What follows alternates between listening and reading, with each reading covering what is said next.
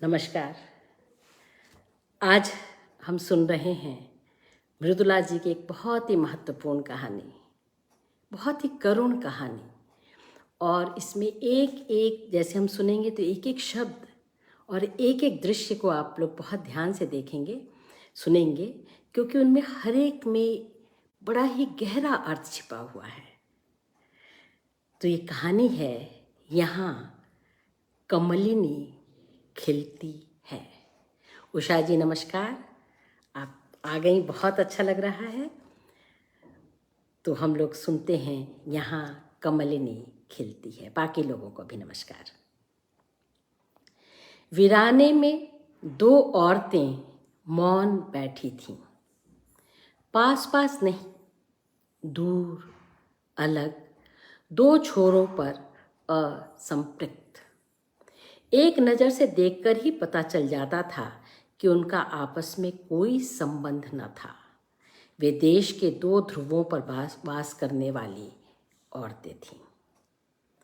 एक औरत सूती सफ़ेद साड़ी में लिपटी थी, पूरी की पूरी सफ़ेद, रंग के नाम पर न छापा, न किनारा, न पल्लू।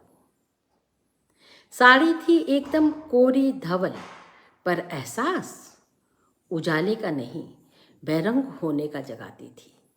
मैली कुचैली या फिड्डी धूसर नहीं थी, मोटी झोटी भी नहीं, महीन बेहतरीन बुनी कती थी, जैसी मध्यवर्ग की उम्र दराज शहरी औरतें आम तौर से पहनती हैं। हाँ, थी मुसी तुसी, जैसे पहनी नहीं, बदन पर लपेटी भर हो। बेख्याली में आदतन खुसी पटलियाँ, कंधे पर फिका पल्लू और साड़ी के साथ खुद को भूल चुकी औरत। बदन पर कोई जेवर न था, न चेहरे पर तनिक सा प्रसाधन, माथे पर बिंदी तक नहीं। वीराने में बने एक मझोले अहाते के भीतर बैठी थी वह, चारों तरफ से खुला, बिला दरो दीवार, गांव के चौपाल जैसा, खपरैल से ढका गोल अहाता। दरअसल वीराना वीरान था भी और नहीं भी। 2 बीघा जमीन का टुकड़ा 2 फुट ऊंची चहार दीवारी से घिरा था। दीवार इंसान की बनाई हुई थी, इसलिए उसे वीराने का हिस्सा नहीं माना जा सकता था। पर उसकी गढ़न स्त्री की साड़ी जैसी बेरंग बेतरतीब थी, यूं कि उसका होना न होना बेमानी थी। वह बस थी, पेड़ पत्तों से महरूम उस खारी धरती के निर्जन सारहीनता को बांध कम करने की बजाय बढ़ा रही थी। उस जमीन को घेरते वक्त घेरने वाले का इरादा उसे आबाद करने का था भी नहीं। दिल की वीरानी को हरदम रौंदते यादों के काफिले को जीते जीते बाकी की जिंदगी जीने की कुव्वत पैदा करने के लिए जिस एकांत की जरूरत होती है, उसी को निजी बनाने की कोशिश थी। कभी कभी सुकून पाने को वीराने में ही ठौर बनाना पड़ता है। वैसा ही ठौर था वह मझोला छाजन। पर अचरज, इंसानों को बसाने का जज्बा भले न रहा हो, फूलते फलते पेड़ लगाने का इरादा जरूर था। इरादा की उम्मीद, जिद या दीवानगी, जो था कारगर ना हुआ। धरती में खार की पहुंच इतनी गहरी थी और निकास के अभाव में बरसात के ठहरे पानी उसकी मियाद इतनी लंबी कि पेड़ों का उगना मुश्किल ही नहीं, करीब करीब नामुमकिन था।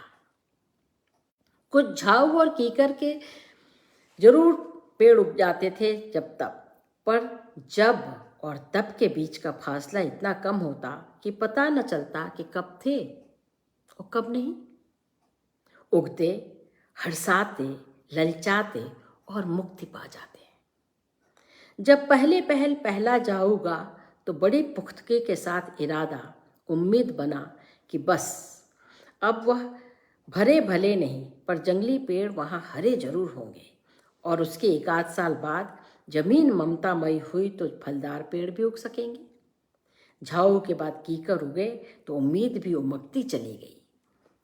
अंकुर से पौध बनती, सर्दी पड़ने पर कीकर पीले पड़कर सूख गए। झाऊ भी गिनती के 10-20 ही बचे। तब भी उम्मीद ने दम नहीं तोड़ा। लगा इस बरस पाला ज्यादा पड़ गया, अगली बार सब ठीक हो जाएगा। जब अगले बरस भी सिलसिला वही रहा तो धीरे धीरे जंगली पौधों के पेड़ बनने से पहले गलने सूखने के साथ उम्मीद क्या, जिद भी दम तोड़ गई। दूसरी औरत छाजन के बाहर चहारदीवारी के भीतर बैठी थी, हैंडपंप के पास। फिद्दी पैबंद लगी कुर्ती और ढीली सलवार पहनी थी। अरसा पहले जब नया जोड़ा बना था तो रंग ठीक क्या रहा होगा आज कहा नहीं जा सकता। और जो हो सफेद वह कभी नहीं था। मैला कुचैला या बेतरतीब फिका हुआ अब भी नहीं। दुरुस्त न सही, चुस्त जरूर था, देह पर सुशोभित। सीधी तनी थी उसकी मेहनत का देह, उतनी ही जितनी पहले की दुखी झुकी लुकी। जाहिर था वह निम्न से निम्नतर वर्ग की औरत थी। गांव की वह औरत जो दूसरों के खेतों पर फी रोज मजदूरी करके एक दिन की रोजी रोटी का जुगाड़ करती है, पर खुदकाश्त जमीन न होने पर भी रहती किसान ही है। जमीन से जुड़ाव में अपनी भाव भंगिमा में वह इस ऊसर धरती के साथ पली बढ़ी थी। इसे उपजाऊ से खार होते उसने देखा था। कोई नहर बनाई थी सरकार ने, पर पानी के निकास का सही बंदोबस्त न होने पर खार इधर के खेतों की तरफ दौड़ा था और हरियल धरती को कल्लर बना के छोड़ा था। आदम कद पेड़ उगाने की न उसने कभी उम्मीद की, न किसी और ने जिद। उसने आस लगाई तो बस कमतर श्रेणी का धान उगाने वाले खेतीहरों की फसलों की बुआई कटाई की, जो कमोवेश पूरी होती रही 2-1 सालों के फासले पर। जब सूखा पड़ता और फसल सिरे से गायब हो जाती तो सरकार राहत के लिए जहां सड़क पुल बनाती वहीं मजदूरी करने चली जाती। जिस दिन मजदूरी नहीं उस दिन कमाई नहीं, रोटी नहीं। बिना नागा काम धाम आराम से बैठने की उसे आदत ही न थी। सोने और जागने के बीच सिर्फ काम का फासला जानती थी, इसलिए चंद मिनट बेकार क्या बैठी, आप से आप आंखें मूंद गई। इतनी गहरी सोई कि ओढ़नी बदन से हट सिर पर टिकी रह गई। निस्पंद पड़े हुए भी उसकी देह जिंदगी की थिरकन का भास देती रही। सांस का आना जाना, छाती का उठना गिरना, मानो उसकी रूहानियत के परचम हो। कल उसने दूनी मजूरी करके घरवाले और बच्चे के लिए कुछ रोटी प्याज बचा रखा था कि आज काम पर न जा यहाँ बैठ पाए।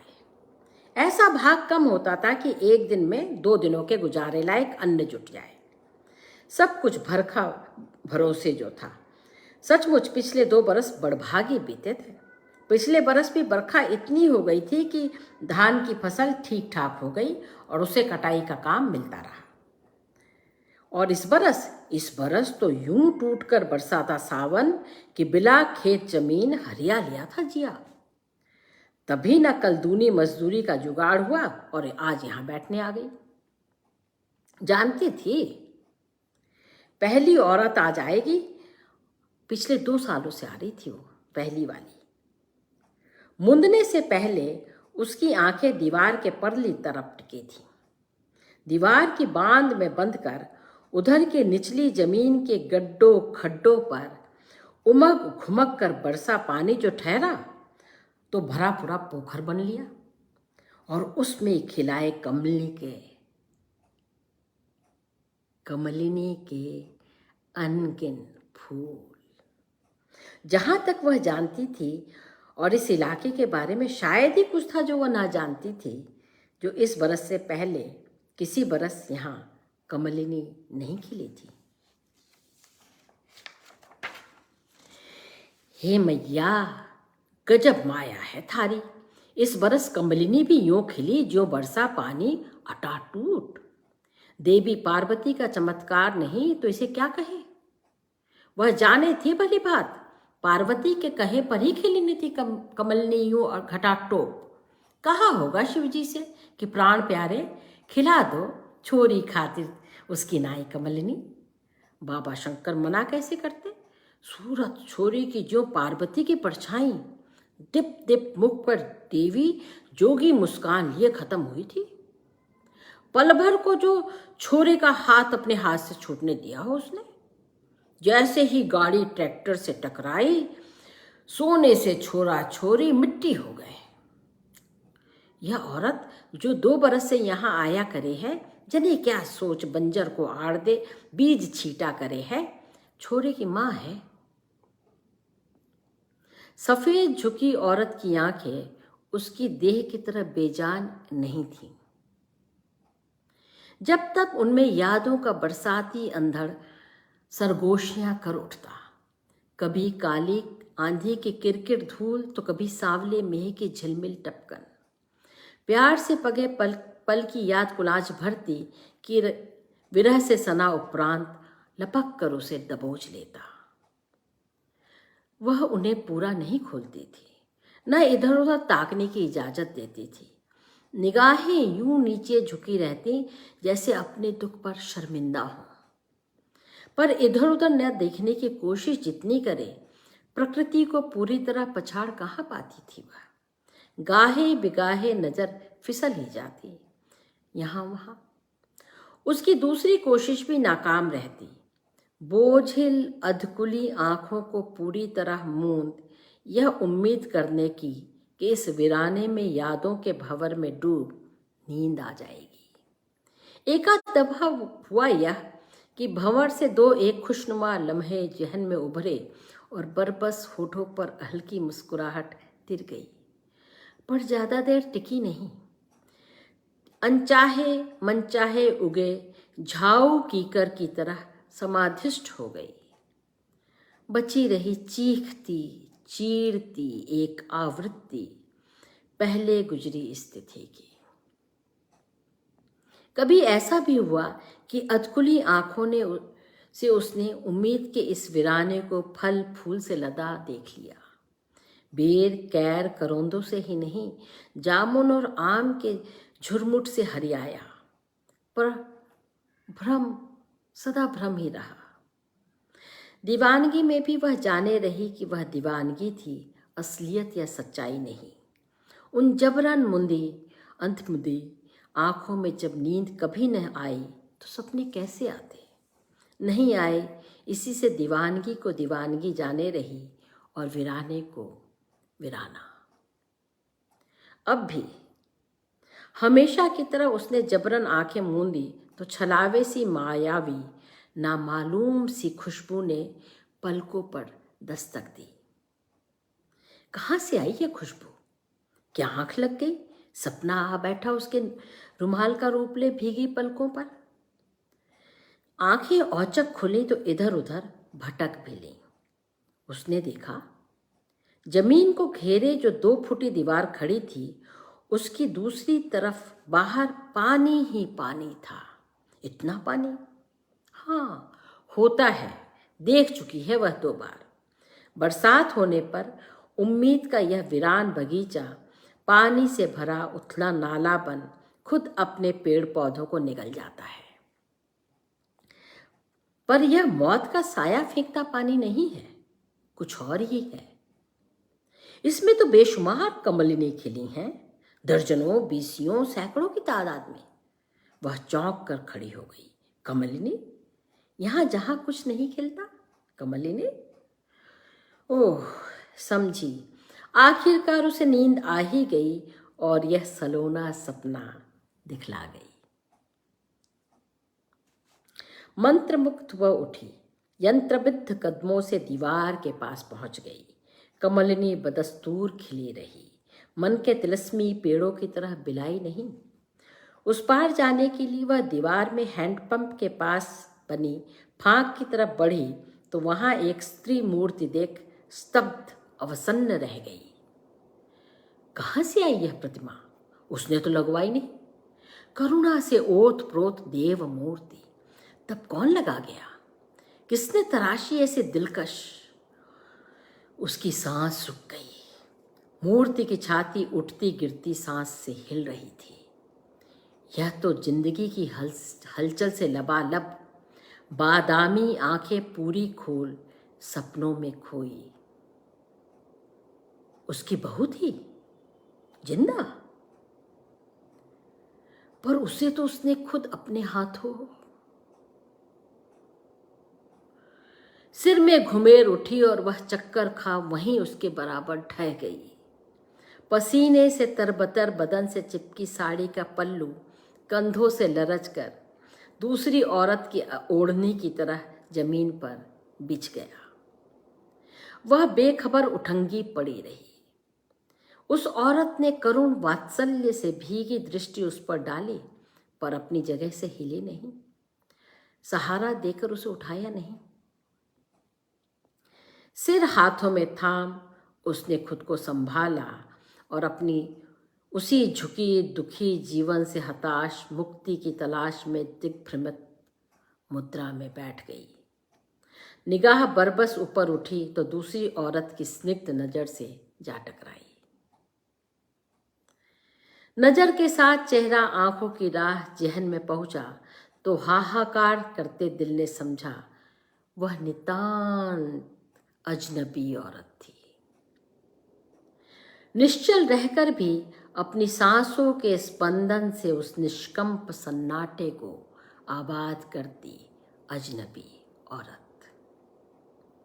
खुली बादामी आंखें उसी मंजर को ताक रही थी जिसे सपना जान मोह पाश से बंधी वह फिर देखने की पगलाई ख्वाहिश लिए चली आई थी। उनकी साझा नजरों के सामने हर तरफ कमलिनी ही कमलिनी थी।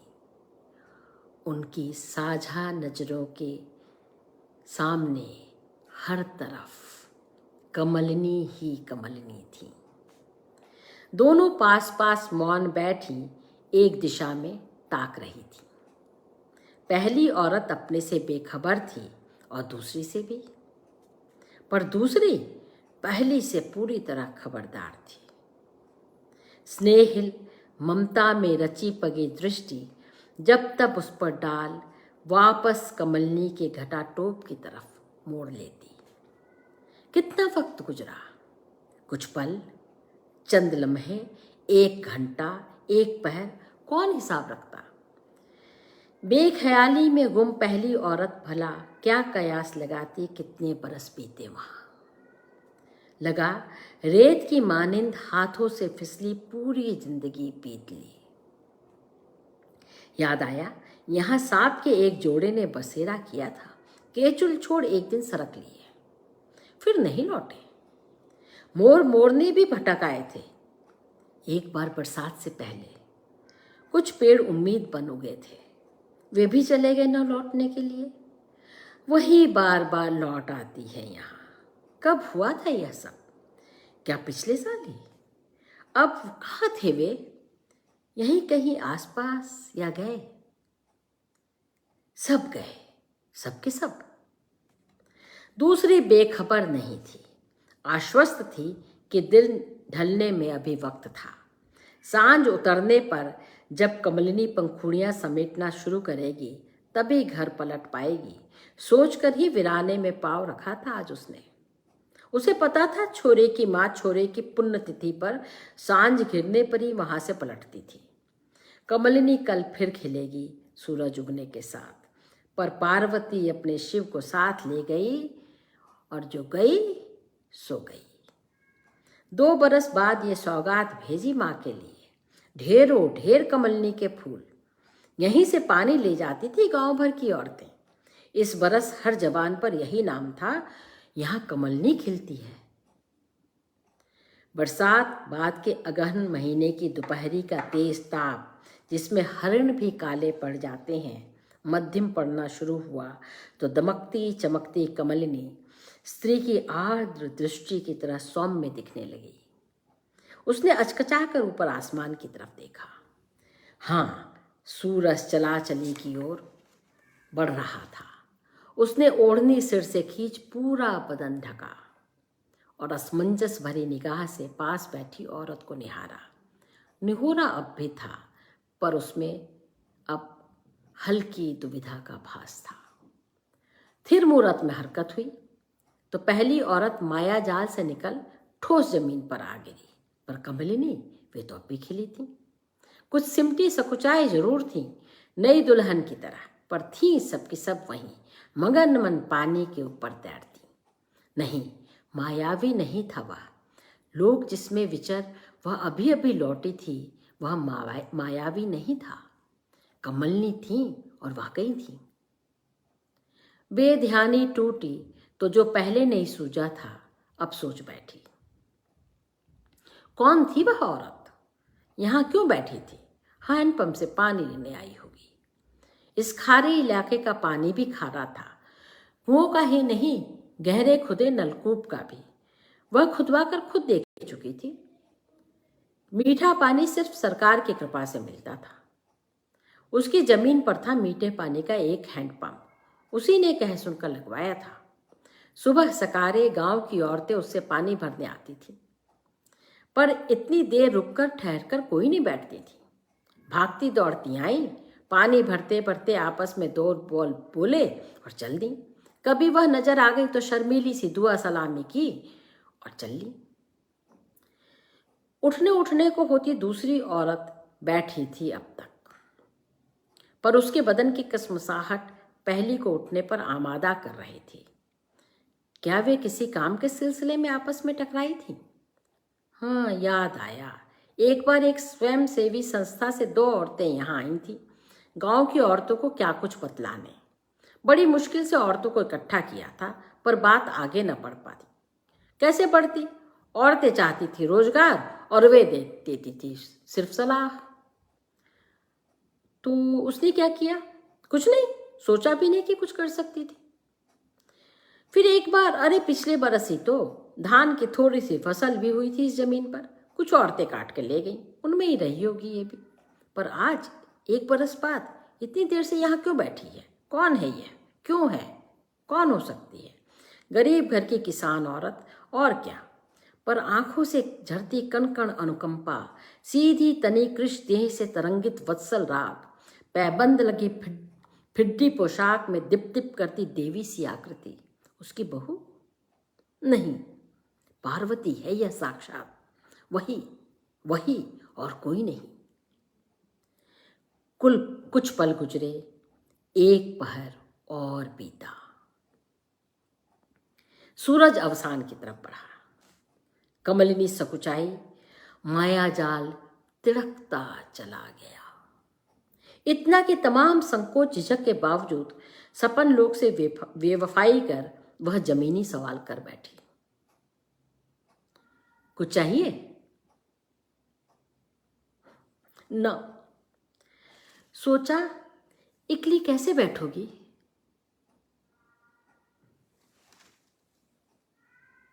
सोचा, इकली कैसे बैठोगी, इसीलिए बैठी हूं मैं यहाँ।